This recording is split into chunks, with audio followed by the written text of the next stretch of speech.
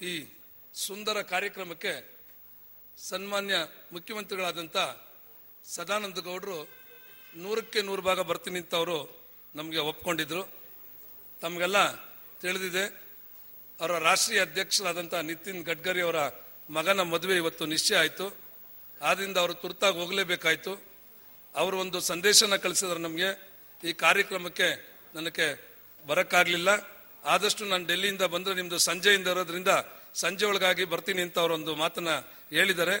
ಅವ್ರಿಗೆ ಈ ಸಂದರ್ಭದಲ್ಲಿ ನಾನು ನಮ್ಮ ಸಂಘದ ಪರವಾಗಿ ಸನ್ಮಾನ್ಯ ಮುಖ್ಯಮಂತ್ರಿಗಳಾದ ಡಿ ವಿ ಸದಾನಂದ ಗೌಡರನ್ನ ನಾನು ಸ್ವಾಗತಿಸ್ತಾ ಇದ್ದೀನಿ. ಅದೇ ರೀತಿಯಾಗಿ ಈ ನಮ್ಮ ಮುಖ್ಯ ಸ್ವರ್ಣ ಸಂಚಿಕೆ ಬಿಡುಗಡೆ ಮಾಡಬೇಕು ಅಂತ ಆರ್ ಅಶೋಕ್ ಅವರು ಕರೆದಿದ್ವಿ. ನನ್ನ ಆತ್ಮೀಯರಾದಂಥ ಆರ್ ಅಶೋಕ್ ಅವರು ಸರ್ಕಾರದ ಒತ್ತಡದ ಮೇರೆಗೆ ನಿನ್ನೆ ಅವರು ಮಂಡ್ಯ ಮತ್ತು ಮೈಸೂರು ಉಸ್ತುವಾರಿ ಇರೋದ್ರಿಂದ ಅವರು ಮಂಡ್ಯನಲ್ಲಿ ಇವತ್ತು ಪೇಪರ್ನೆಲ್ಲ ನೋಡಿದ್ದೀರಾ, ಬಸ್ ಉದ್ಘಾಟನೆ ಮತ್ತು DC ಅವರ ಒಂದು ಮೀಟಿಂಗು, ಇವಾಗ ಬೆಳಗ್ಗೆ ಒಂದು 3 ಕಾರ್ಯಕ್ರಮ ಮೈಸೂರಿನಲ್ಲಿದೆ. ಆದ್ದರಿಂದ ಅವರು ಸದಾ ಫೋನ್ ಮಾಡಿ ಹೇಳಿದ್ರು, ಈ ರೀತಿ ನನಗೆ ಒತ್ತಡದ ಮೇಲೆ ಸರ್ಕಾರದ ಇದ್ರ ಮೇಲೆ ಹೋಗಿದ್ದೀನಿ, 5 ಗಂಟೆವರೆಗೂ ನಿಮ್ಮ ಕಾರ್ಯಕ್ರಮ ಇದೆ, ಯಾತಕ್ಕೆ ನೀವು 1 ಗಂಟೆಗೆ ಮುಗಿಸಿದ ಮೇಲೆ ರಸಮಂಜರಿ ಕಾರ್ಯಕ್ರಮ 2 ಗಂಟೆ ಮೇಲೆ ಭಾಳ ಚೆನ್ನಾಗಿರುತ್ತೆ, ಅದರೊಳಗೂ ನೀವು ಪ್ರತಿಭಾನ್ವಿತ ಮಕ್ಕಳಿಗೆ ನೀವು ಒಂದು ಬಹುಮಾನ ವಿತರಣೆ ಮಾಡ್ತಿದ್ದೀರಾ, ಆ ಸಂದರ್ಭದಲ್ಲಿ ನಾನು ಬರ್ತೀನಿ ಅಂತ ಹೇಳಿದರೆ, ನಾನು ಅವ್ರಿಗೂ ಈ ಸಂದರ್ಭದಲ್ಲಿ ನನ್ನ ಸಂಘದ ಪರವಾಗಿ ನನ್ನ ವರ್ತಕ ಬಂಧುಗಳ ಪರವಾಗಿ ಅವ್ರನ್ನಿಗೂ ಸ್ವಾಗತವನ್ನು ಬಯಸ್ತೀನಿ. ಅದೇ ರೀತಿಯಾಗಿ ನಮ್ಮ BMT ಉಪಾಧ್ಯಕ್ಷರಾದ M ಕೃಷ್ಣಪ್ಪನವರು, ರಾಜಕಾರಣಿಗಳು ಗೊತ್ತಿದೆ, ಮನೆ ಹತ್ರ ಜನ ಅಲ್ಲಿ ಇಲ್ಲಿ ಕಾರ್ಯಕ್ರಮಗಳು ಇರ್ತಾರೆ, ಆದ್ರೂ ಅವ್ರು ತಡವಾಗಿ ಬರ್ತಾರೆ, ನಮ್ಮಲ್ಲಿ ಜಾಯಿನ್ ಆಗ್ತಾರೆ ಅಂತ ಅನ್ಕೊಂಡಿದ್ದೀನಿ. ಅವ್ರಿಗೂ ಈ ಸಂದರ್ಭದಲ್ಲಿ ನನ್ನ ಸಂಘದ ಪರವಾಗಿ ನನ್ನ ವರ್ತಕ ಬಂಧುಗಳ ಪರವಾಗಿ ಅವ್ರನ್ನು ಸ್ವಾಗತಿಸ್ತೀನಿ. ನಮಗೆ ಎಲ್ಲರೂ ಹಿರಿಯರು, ನಮ್ಮ ಡಾಕ್ಟರ್ C ಸೋಮಶೇಖರ್ ಅವರು, ನೀವು ನೋಡ್ಬೇಕು, ಅವರ ಕಾರ್ಯಕ್ರಮ ನಮಗಿನ್ನ ಅವರು ಟೂರಿಸಂ ಅಲ್ಲಿ ಇದ್ದಾಗ ನಮ್ಮ ಚೇಂಬರ್ ಆಫ್ ಕಾಮರ್ಸ್ ಮುಂದಿನ ಅಧ್ಯಕ್ಷರು, ಈಗ ನಮ್ಮ ಅಧ್ಯಕ್ಷರು ಬಂಗೇಲ್ ಅವ್ರಿಗೆಲ್ಲ ಗೊತ್ತಿದೆ, ನಾವೆಲ್ಲ ಕರ್ಕೊಂಡೋಗಿದ್ದಾರೆ ಅವ್ರು ನಮ್ಮನ್ನ. ಅವ್ರದ್ದು ಟೂರಿಸಂ ಕಾರ್ಯಕ್ರಮ ಮತ್ತೆ ಯಾವ್ಯಾವ ಡಿಪಾರ್ಟ್ಮೆಂಟ್ ಇದ್ದಂಥ ಕಾರ್ಯಕ್ರಮಗಳನ್ನ ಸುಸಜ್ಜಿತವಾಗಿ ಬಹಳ ಅಚ್ಚುಕಟ್ಟಾಗಿ ನಡೆಸ್ಕೊಡುವಂತ ಅವ್ರಿಗೆ ಈ ಕಾರ್ಯಕ್ರಮಗಳೇನೋ ನಮ್ದೇನು ಅನ್ಸಿದ ಗೊತ್ತಿಲ್ಲ, ಅಷ್ಟು ಸುಗಮವಾಗಿ ನಡೆಸ್ಕೊಡ್ತಾರೆ. ಅದಲ್ಲದೆ ತಮಗೆ ಗೊತ್ತಿರ್ಬೋದು, ತುಮಕೂರಿನಲ್ಲಿ DC ಆಗಿದ್ರು 3 ವರ್ಷದಿಂದ. ಅವ್ರಿಗೆ ಟ್ರಾನ್ಸ್ಫರ್ ಮಾಡಿದಾಗ ಜನ ಅಲ್ಲಿ ಚಳವಳಿ ಮಾಡಿದ್ರು, ಇಲ್ಲ ಹೋಗ್ಬೇಡಿ ನೀವು ಇಲ್ಲೇ ಇರಬೇಕು ಅಂತ. ಅಷ್ಟೊಂದು ಸಾಕಷ್ಟು ಅಭಿವೃದ್ಧಿಗಳು ಮಾಡಿದ್ದಾರೆ ಅವರು. ಈಗ ನಮ್ಮ ಪುಣ್ಯ ಈ ಸಂದರ್ಭದಲ್ಲಿ 50ನೇ ವರ್ಷದ ಸುವರ್ಣ ಮಹೋತ್ಸವ ಆಚರಣೆ ಸಂದರ್ಭದಲ್ಲಿ ಡಾಕ್ಟರ್ C ಸೋಮಶೇಖರ್ ಅವರು ನಮ್ಮ ಜೊತೆನಲ್ಲಿ ಬಂದು ನಮಗೆಲ್ಲ ಅವರು ಈ ಒಂದು ಕಾರ್ಯಕ್ರಮದಲ್ಲಿ ಬಂದು ಕೂತಿದ್ದಾರೆ. ಅವರ ಒಂದು ನುಡಿ, ಅವರ ನಡೆನ ತಾವೆಲ್ಲ ಕೇಳಬೇಕು ನುಡಿನ.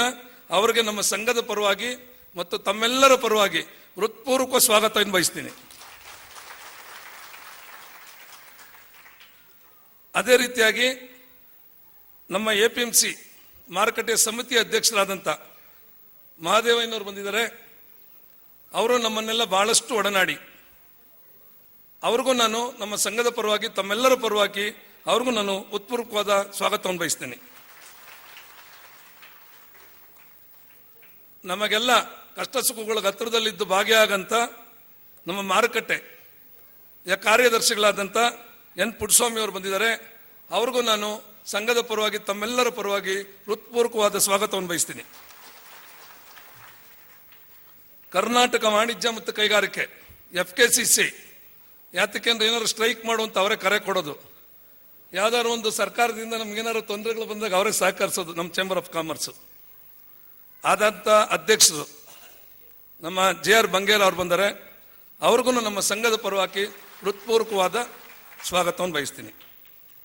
ಅದೇ ರೀತಿಯಾಗಿ ನಿಮ್ಮೆಲ್ಲರ ಒಡನಾಡಿ ಪದ್ಮಶ್ರೀ ತಗೊಂಡಿದ್ದಾರೆ ಈರುಳ್ಳಿ ವರ್ತಕರು. ನಮ್ಮ ವರ್ತಕರಲ್ಲಿ ಸಾಧನೆ ಅಂದರೆ BLS ಮೂರ್ತಿಯವರು.